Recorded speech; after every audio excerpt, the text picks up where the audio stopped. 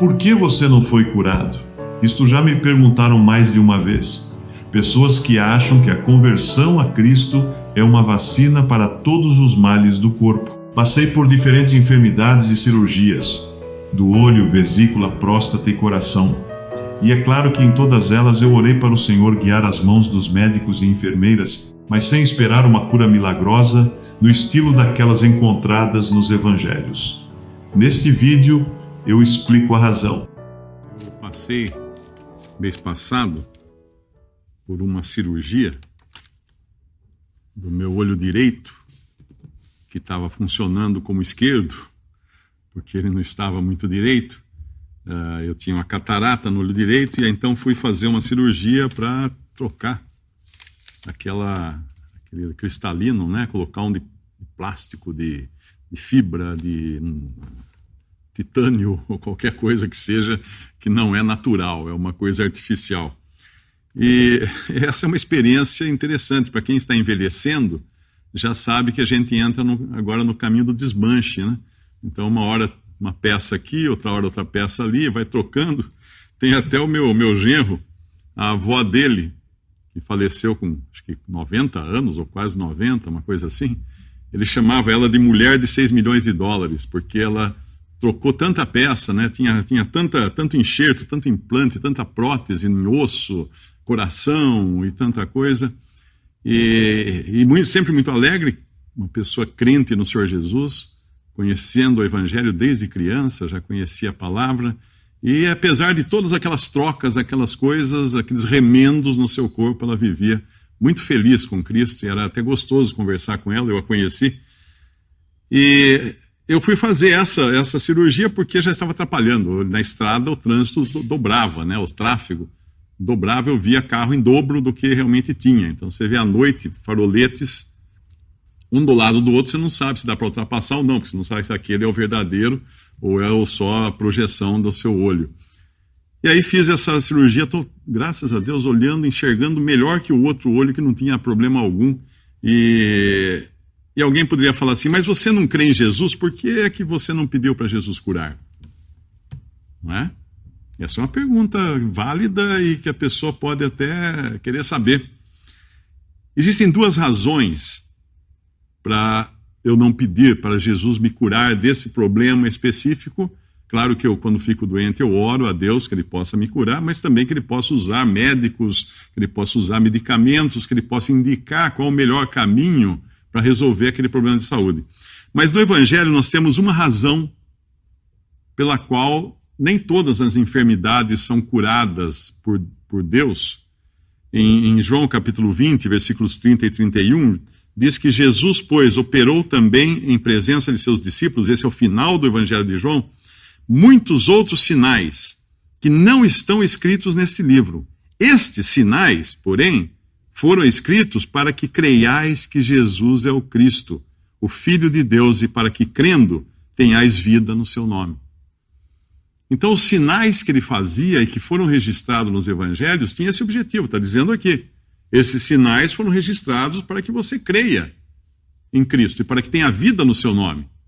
Não para que você procure imitar aqueles sinais e pedir aqueles sinais para hoje. Eles tinham uma função ali naquele momento, naquele lugar, e para dar um testemunho.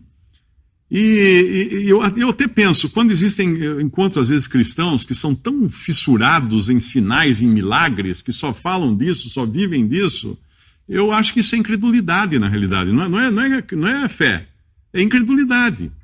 Porque uma pessoa que crê realmente em Cristo e crê na palavra de Deus, vai entender que os sinais foram dados para que creiamos. Então, se eles já estão na palavra de Deus, estão dizendo que eles estão ali, que Jesus fez esses sinais para que eu creia nele, por que eu preciso de outra prova? Por que eu vou precisar de mais sinais, mais provas? E aí também na primeira carta aos Coríntios, capítulo 1, versículos 22 ao 23, diz que os judeus pedem sinal e os gregos buscam sabedoria. Mas nós pregamos a Cristo crucificado, que é escândalo para os judeus e loucura para os gregos.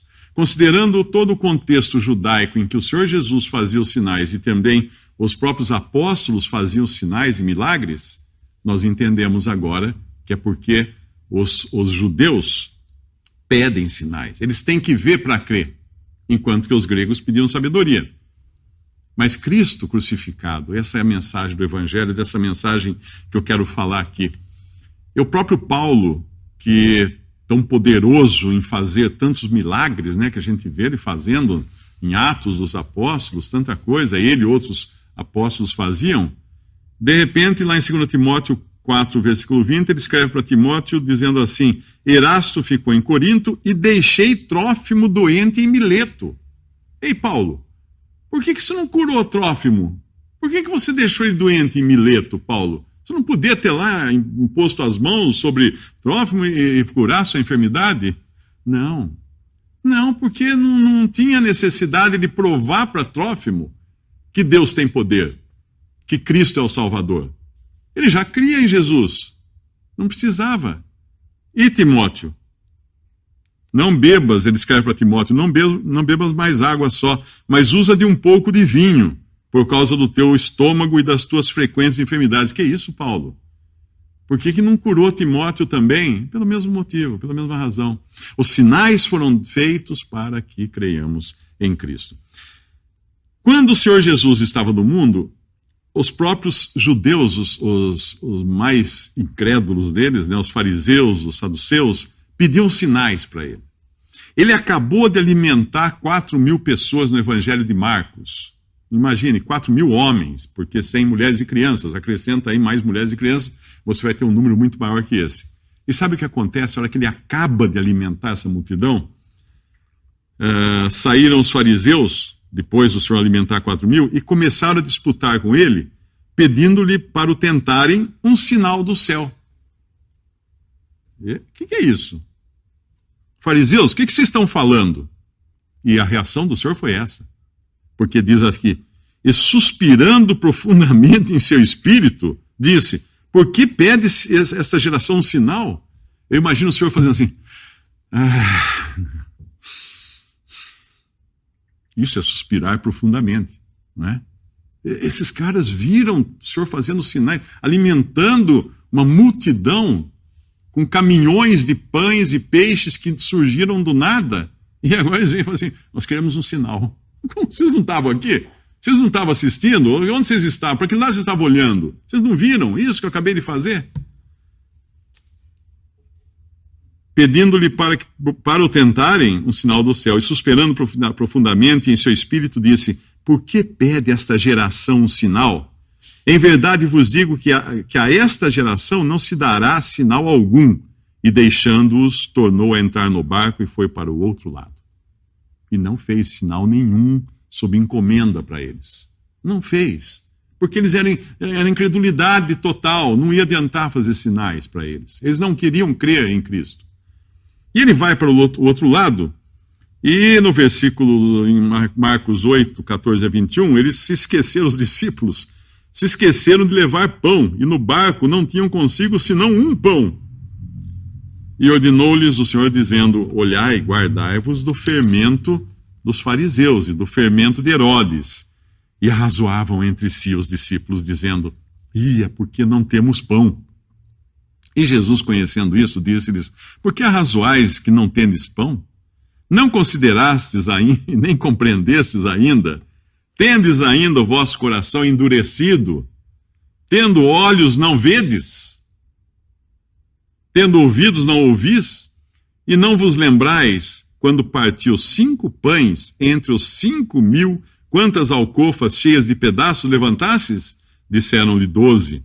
E quando partiu 7 entre os 4.000, quantos cestos cheios de pedaços levantastes? Disseram-lhe 7. E ele lhes disse, como não entendeis ainda? Essa é a incredulidade do homem. Tudo está pronto, tudo está evidente, está claro, está patente, está no nariz de todo mundo e a pessoa não quer crer. O Evangelho há 2.000 anos é pregado nesse mundo e parece que a gente está falando grego com as pessoas. Visite Respondi.com.br. Visite também 3minutos.net.